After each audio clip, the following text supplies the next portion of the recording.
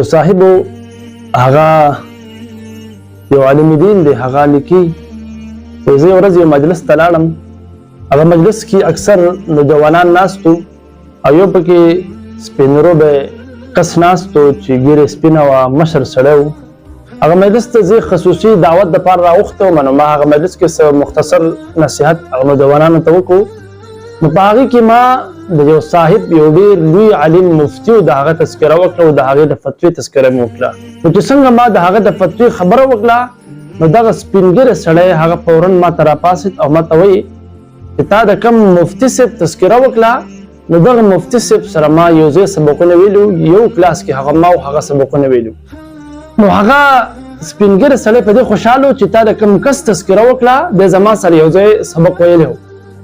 خو ماله د علیم الدین صاحب وایي ماله غصه په دې راتله، زه خفه په دې ومه چې سره د دې چې تا د یو داسې لوی شخصیت سره یو ځای زندګي تېره کړله او تا د هغې نه څه فایده نه ده اخیستې، د هغې شان تا خپله زندګي نه ده شروع کړې او ته په دې باندې خوشحالي کې د خوشحالۍ اظهار کې چې ما د یو داسې سړي سره وخت تېر کړی دی خو هغه تا ته هېڅ فایده درنه کړه.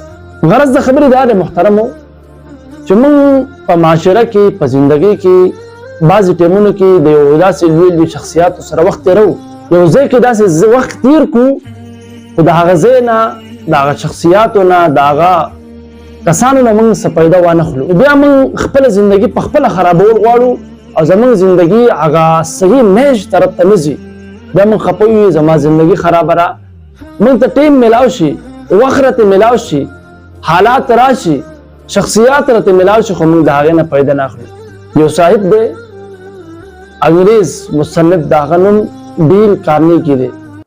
هغه یو کتاب لیکلی دی، دا په دې نوم باندې هغه دا کتاب لیکلی دی چې د خلکو سره به تعلقات څنګه ساتي، د خلکو سره د تعلقاتو د ساتلو فن او ګر څنګه دی. هغه ما کتاب کې اول خبره کړله، بیا د هغې لاندې واقعات او د موجوده حالاتو تذکره یې پکې کړې وه او انګریز چې څومره لوی لوی مشران او داسې لوی لوی شخصیاتو روزلپ او جوزف وغیره دا لوی لوی شخصیاتو د هغې واقعات یې پکې ذکر کړي او هغه صاحب کتاب ډیل کارنیګي هغه وایي ډېر بهترین کتاب یې لیکلی و چې چا د دې کتاب مطابق د خلکو سره د تعلقاتو جوړول شروع کړو نو دی به انشاءالله په دې کې کامیابېږي.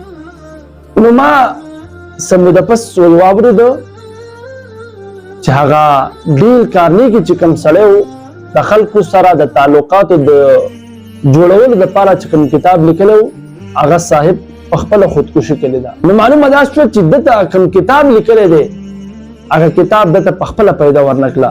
نو انشاءالله موږ یو سیزن شروع کول غواړو. هغه سیزن کې به دا وي چې د خپلې زندګۍ نه به موږ څنګه مزه اخلو. د سیزن نوم به دا وي چې د خپلې زندګۍ نه مزه واخلئ. انشاءالله دغه سیزن زر تر زره روان دی.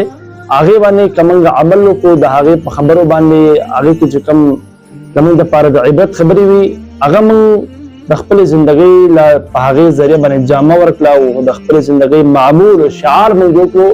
انشاءالله د خلکو سره د تعلقاتو جوړول، د خلکو سره زندګي تېرول او د دنیا نه تنګېدل او په دنیا کې زندګي تېرول به موږ ته انشاءالله اسان شي.